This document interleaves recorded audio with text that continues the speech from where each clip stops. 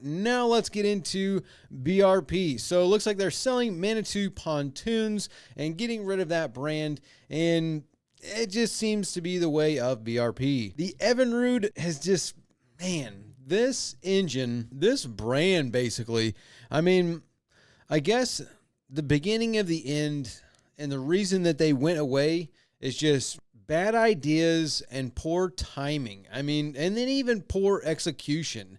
So, I mean, it started with the Ficht, obviously. Everybody has horror stories of that, which was a 50-50. There are people out there running Fichts today that have zero issues with those engines, and the other 50% of everybody that got owned a Ficht or got duped with a Ficht, they just lost a ton of money on that engine.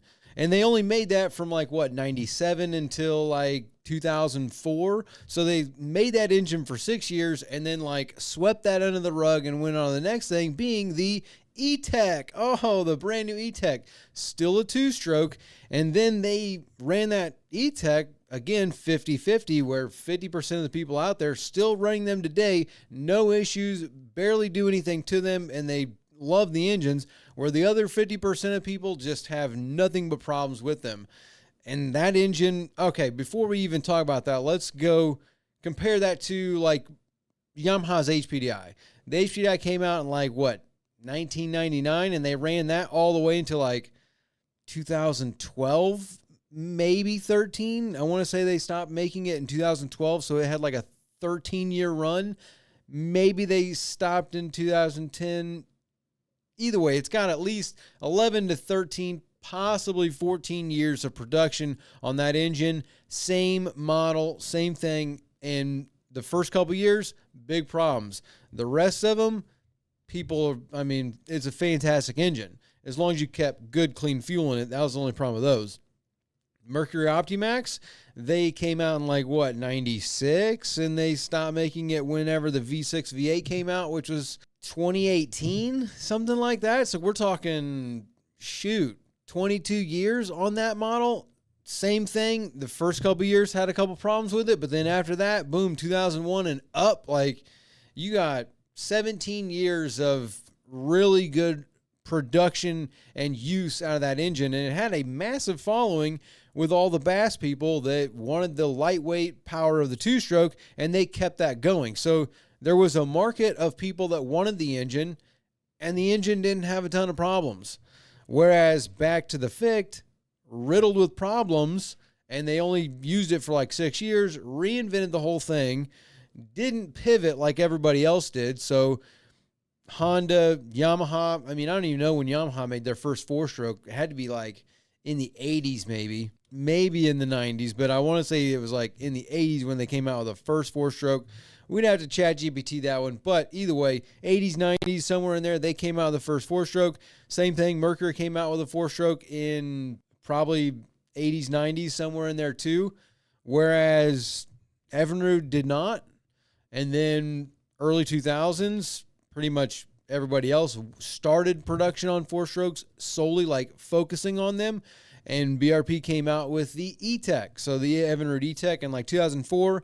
And that thing ran for, I don't know what, 10 years when they came out with that G2. The G2 was 2013, 2014. So yeah, they got 10 years out of the E-Tech. And then what do? They just revamp it with the G2. Same stuff, just repackaged, rebranded as the G2, and that was same thing, a 50-50. You got 50% of the people out there still running them today, no problems, and the other 50% had nothing but problems with them until they went away in 2020. But the story doesn't end there, because in 2020 or 2019, they came out with the Ghost, the Project Ghost, the Rotax engine. Still a two-stroke, which doesn't make any sense to me. So it's from the Ficht to the E-Tech to the G2 to now the Rotax or the Ghost, it was a poor idea, poor execution, and then I don't know. There's no pivot there. The market did not want a two-stroke anymore.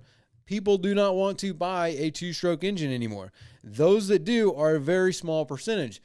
probably like an 80-20 split. So 80% of the people out there buying boats and buying stuff want to buy a 4-stroke. And then there's 20% of people out there that want the simplicity and the reliability of a 2-stroke, being like a smaller 150 or a 90 that's carbureted. Like, it's a very simple engine, easy to work on. And that's 20% of the people, whereas 80% of the people want 4-strokes.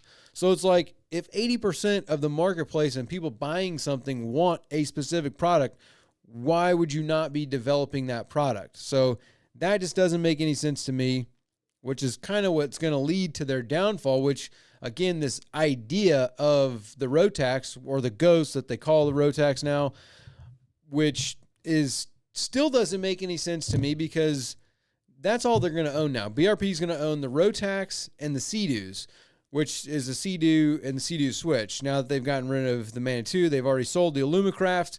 So you can't buy the Ghost as its own. Like, it's still a 2-stroke too. It's still a 2-stroke, though the Rotax, BRP makes a Rotax that they put in all their other stuff, all the, like, the Can-Ams, the ATVs, all their other stuff is a Rotax 4-stroke engine, but yet for the outboards, they are still 2-strokes. And the idea of this engine being, let's take an outboard, try and watertight seal the cowling, and then submerge the entire thing under the water so you can have deck space in the back of a boat. Like, it's just a bad idea. I mean, it's just a bad idea. So, and they just started selling that in 2022?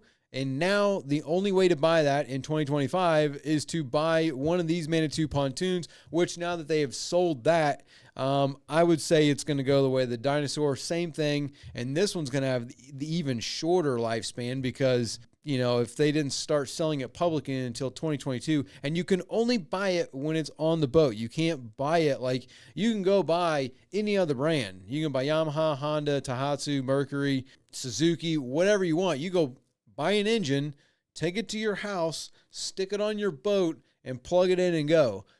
You can't do that with these. You can only buy them on the boat, at least as far as I know. I don't think you can just go to a BRP dealer and buy an engine. You have to buy one of these boats, and that's the way you get that engine. So it's like, that model's not very good either.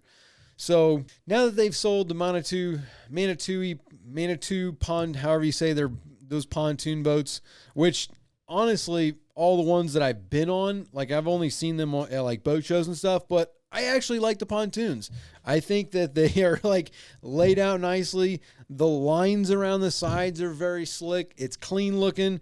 The way the canopy looks slick. I mean, it's a good looking pontoon boat. So, and you can get those pontoon boats with other engines on them. So, like, the actual Manitou pontoons is great. So, Marcotte family that is buying them, I mean, depending on what they do with them, they probably got a hit on their hands if they market it right and, like, you know, use it right. But the whole BRP and Evinrude, I think that they're going to eventually just get rid of everything marine, because now they're only down to the Rotax and the Sea-Doos. So at what point in time do they stop making the Sea-Doos?